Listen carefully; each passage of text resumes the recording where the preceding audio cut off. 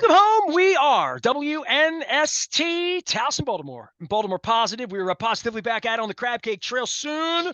I'm still putting the pieces together from a couple of Super Bowl. We had 78 pieces out, lots of charity pieces. Even people like Leonard Raskin that came on this week talking about Mount Washington Pediatric Hospital. I didn't even get to them.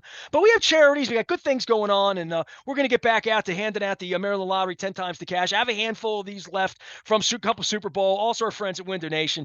And as we get out and about, I love having this guy on. It's been a little while. He's been running around the last couple weeks, running a little car dealership over on the west side of town at Coons Baltimore Ford, as he always does. But also, this is a week, Dan. The first thing that showed up on my timeline after Luke showed up on my face at 6:05 in the morning, we're doing radio, was this picture of me and Luke and John Harbaugh together in the Lucas Oil Stadium in front of some Peyton Manning mural at Indianapolis, where it's 8 degrees out in the combine. And man, our friendship, I guess, started with you as a listener. And by the way, I met some other people from Eastern. They don't call it EVT anymore. They get all offended when I Eastern Technical. So they were at the Leukemia Lymphoma Society event the other night, raising money for an incredible cause, saved my wife's life. But I would say for all of this, this is the time of year I think of you, because you're Mr. Combine. When you come to me through football, baseball, our friendship, the Greek community, all these East Side, all this stuff we have Sedonia in common. But really, you're the original sort of car dealer guy that loved the draft. You were a draftnik, right? I certainly was. It was I and Mel Kiper.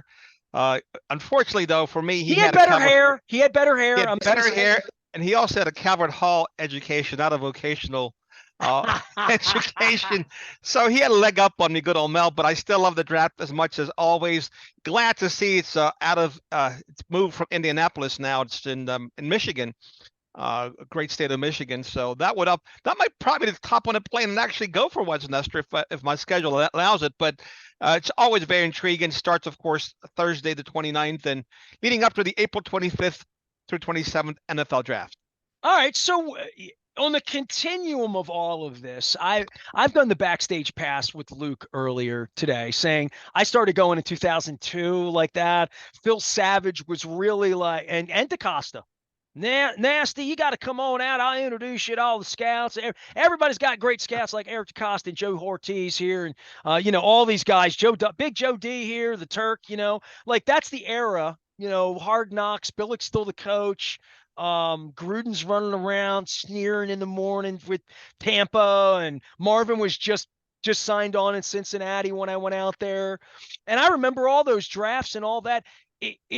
They've scared off people like us, right? It's this giant room of mainly young wannabe journalists who are taking their cameras out and having access to young players and a real press pass, because the NFL encourages the college community to come out and cover their player that's going to the draft. So you see just kids from Bowling Green are there, you know what I mean? With media badges, and they bring the wannabes through, but they're all handled. They all have an agent. They all have a nutritionist. They all have a lawyer. They all have a personal chef. They have all of this.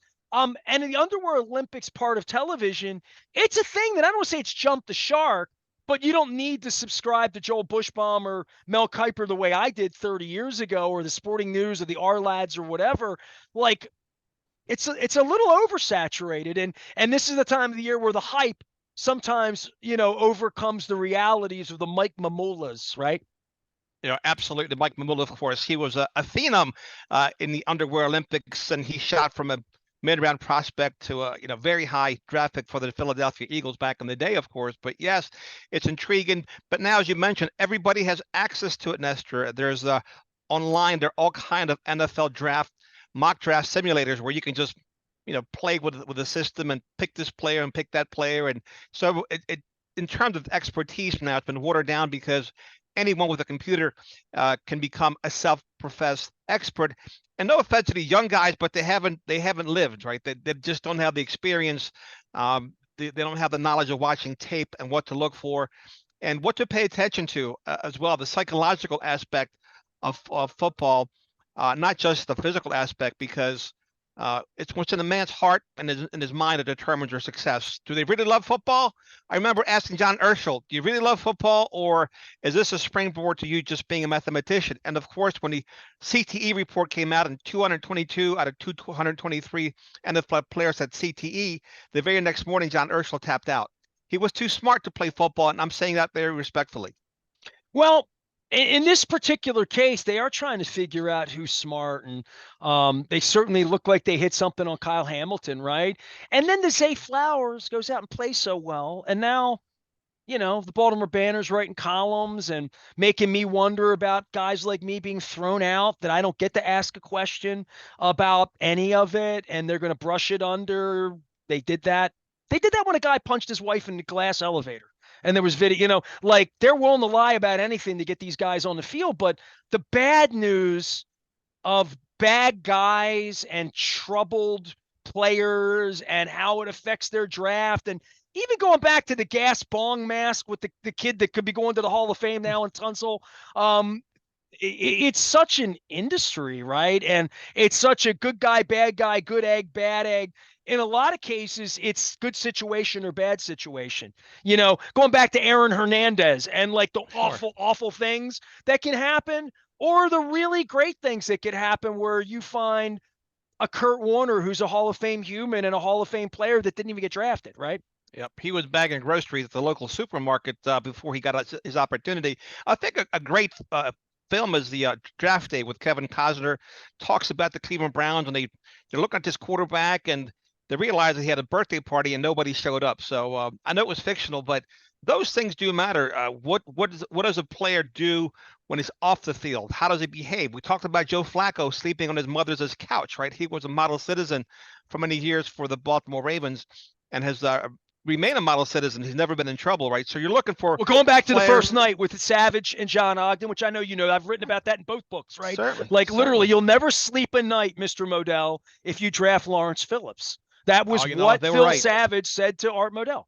Yeah, it was very prophetic, and it became very true, right? The Lawrence Phillips belief he killed himself in jail or something like that. He had a horrible life, never mind his collegiate and NFL career, but that's when the character matters. Then the best ability that Nestor is availability in any business, particularly in the NFL. You want players who are leaders. You want players who love to practice. You want players who don't have a significant injury history, right? That's the thing, an area the Ravens really need to stay away from, particularly now with Lamar Jackson's cap number rising every year, just like the Kansas City Chiefs.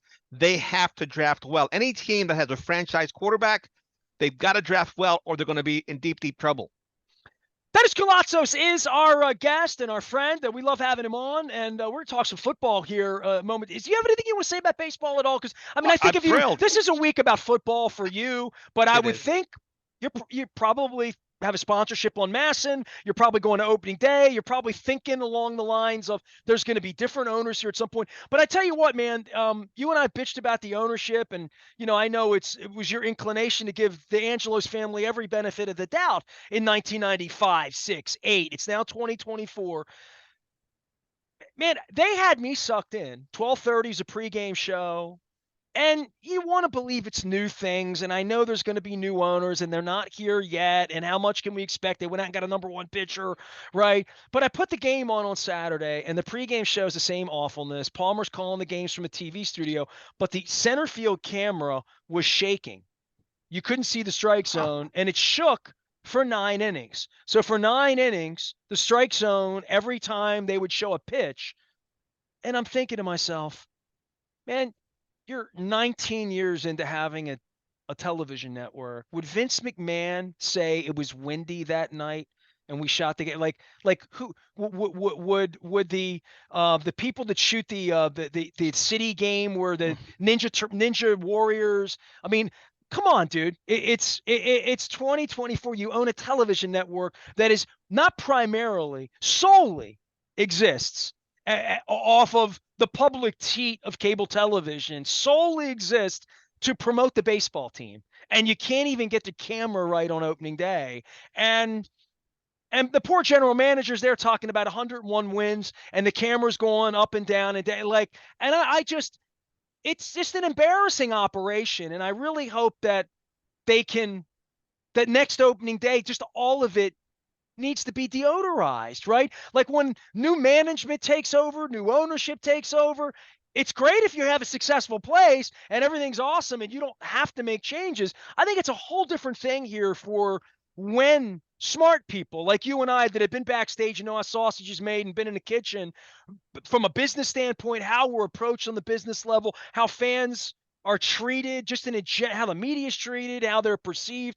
I can't wait to see what they're going to do, because I have a feeling when you spend $1.8 billion coming in here, even if you don't know what you're doing and you come in like a bull in a china shop to some degree, we're going to witness something here that's going to look and feel different than a shaky camera in center field, hopefully, but when it's all done.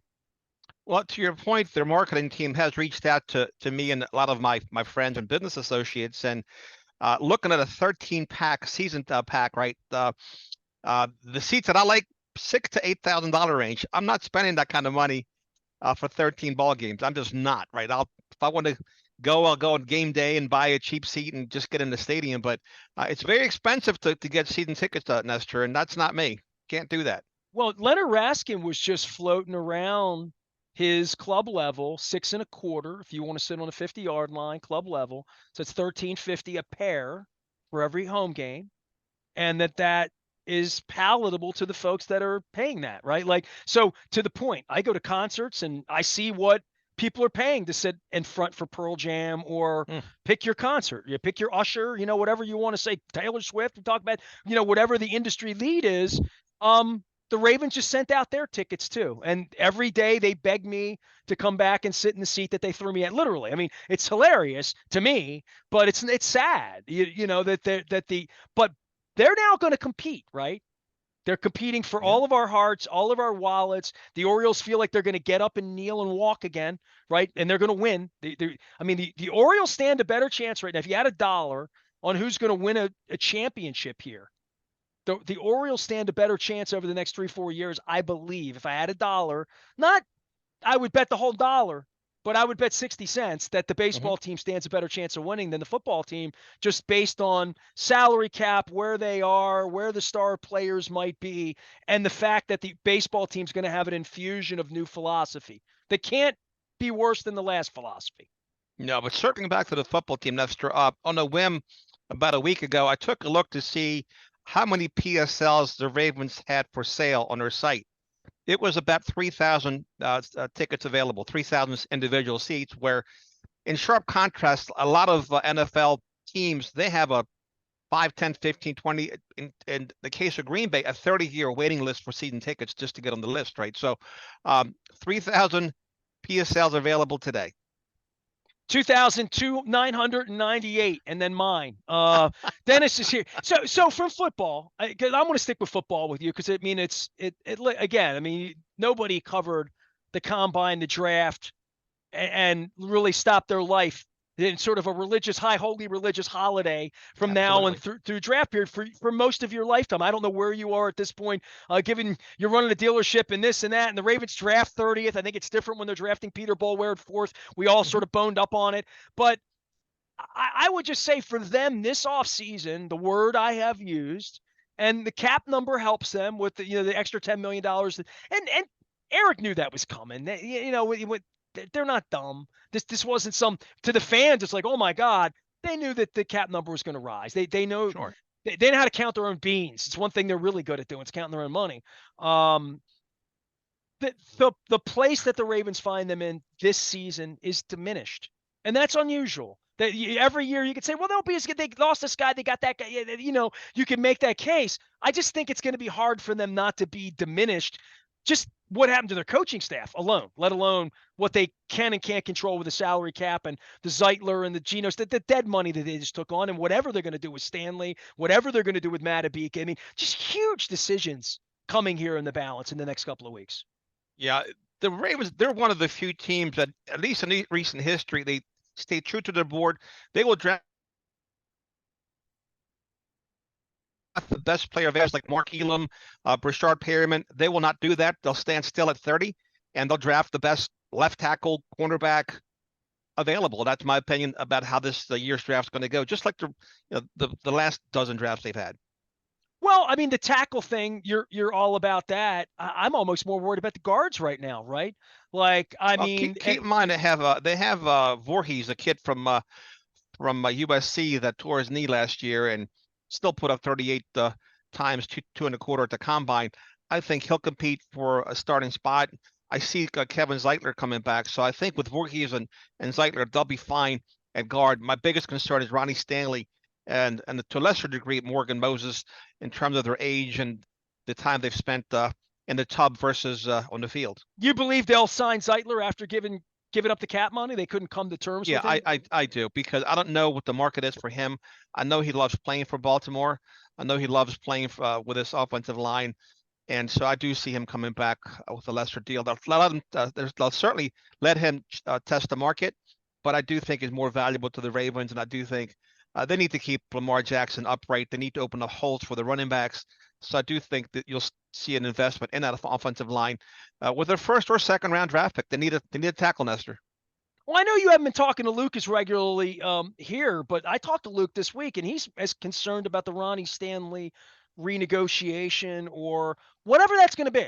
Hey, Ronnie, take a pay cut. Well, I mean, Zeitler has said no, thank you. I'll Yeah. go hit the market. I don't know where they would be in that case, but are they better off playing with Ronnie Stanley or having a cap hit and finding the next guy, or to your point, drafting a guy and saying maybe you'll be the guy? And Morgan Moses isn't getting younger either. I mean, and Linderbaum at some point is going to be a number for them, right? I mean Oh yeah. that number is going to move.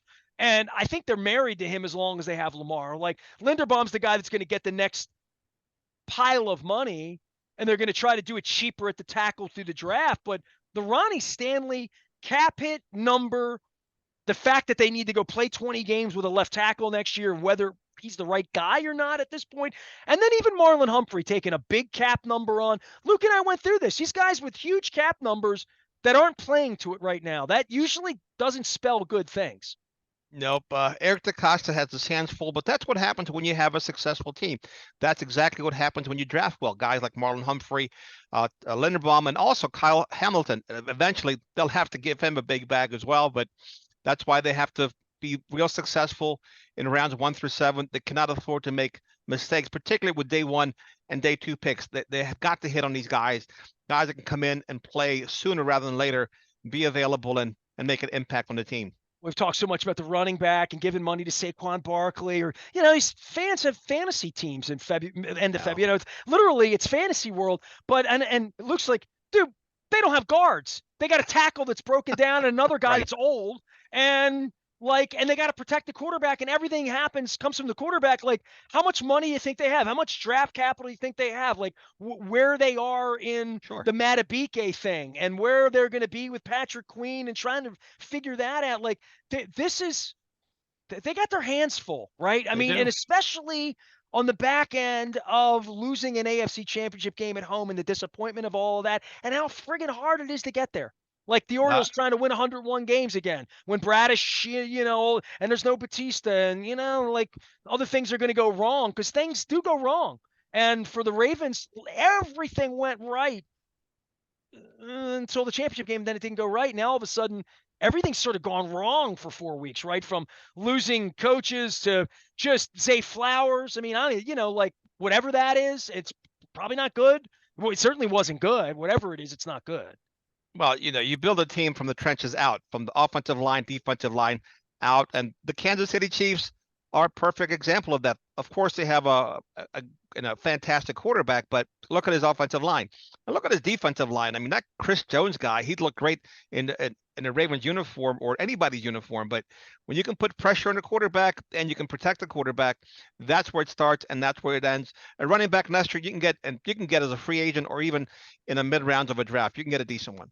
I loved how you said they're going to have to pay Kyle Hamilton. I'm thinking, you're going to say what Billick says? Yeah, Ed, you're just a safety. You know what I mean? I can only pay you so much. I saw this with the tight ends, that I'm going to get my dude Chad Wiesling on to talk about running backs getting screwed and all that stuff because he represents Josh Jacobson. And we went at it on the Crab Cake Tour. I love Chad. He offered me tickets for a comedy thing 2 weeks ago. I couldn't take him, but I want to get together with him because the tight end thing's the next thing, right? Like when you look at the salary structures, you're like, tight ends are getting screwed. You can't win without one. Everybody, I mean, they are the secret weapon. I mean, where would the Ravens be without tight ends the last 20 years? Like starting with Sharp and Heap and Pitt, you just go through the whole list, right? To Andrews, right? Like I look at it and I'm like, oh, they're kind of getting screwed, you know? Like Gronkowski would say that when he was up, right? Pay me like a Yeah. wide receiver, dude. I'm productive. Well, that's why he had to do something else off the field, right? So he's become a social media sensation, NFL analyst, does commercials, kicking field goals at the Super Bowl, right? That's the Gronk. That's his brand. He knew he had to leverage his celebrity, his 15 minutes of fame into something greater than his football career. He knew being the most annoying man on earth would be appealing to some segment Hey, of people. listen, he's got a great following. Dennis is selling cars. Tell me what you're doing out there. Make them an offer they can't refuse. Oh man, we Dennis. just month end for us, month beginning. Get Ford is an extra supporting us. day this month now to Extra sell. day leap year, extra day to sell cars, extra day to buy cars, right? It's a great environment. President's Day 0%. month, right? All these Oh, it's expectations. all the good stuff, man. No payments for 90 days. 1.9, 2.90% of certain models. We have 400 brand new vehicles, 200 pre-loved vehicles in stock. So again, Nestor, business is very good here in Security Boulevard. So let me say this: when it's all over with for you, you hang up your Golden Spikes Awards and all the President's Awards and all that, and you become a consultant to the industry. Would you tell people to buy a car in February because is there a month? This peel back the curtain. Stop all the sales guy crap we've been doing for 30 years. What's the right month? Is there a month? It really isn't. I mean, you just because every month stands Disappoint on me. its own, See? Nestor. It depends. It depends on a lot of factors. Availability of Has inventory, there been a month over incentives. 25 years that every year in that month you've just sold more cars than other months? Well, December is a great time because it's year December. end. Okay. You're pushing numbers. Okay. Incentives are usually good. And manufacturers got incentives in because they're trying to finish up strong for the year. I So thought it goes to all the commercials with all the male female that if you give her a car for, and put the bow on it during the Christmas, exactly the right. snow So coming down, families all out, love it. Like, that's like right. that's come on, dude. Middle of December until January 1st. That's when you want to buy a vehicle. That's if you can time the market. All right. See, My I got the my my truth two out of you. See, there my you go. 2 cents. My 2 cents. Dennis is Consulting. Go see him over at Security Boulevard. We've been seeing him for almost a quarter of a century here. We appreciate that. It's good having you on, man. Great talking some Great football to with you, be on. brother. Thank you so much. All Thank right, you. man. We'll do some baseball in a couple weeks here. St. Patrick's Day will come and go. Next thing you know, it'll be Ain't the Beer Cold. I am Nestor. We are WNST, AM 1570, Towson, Baltimore. We never stop talking Baltimore positive.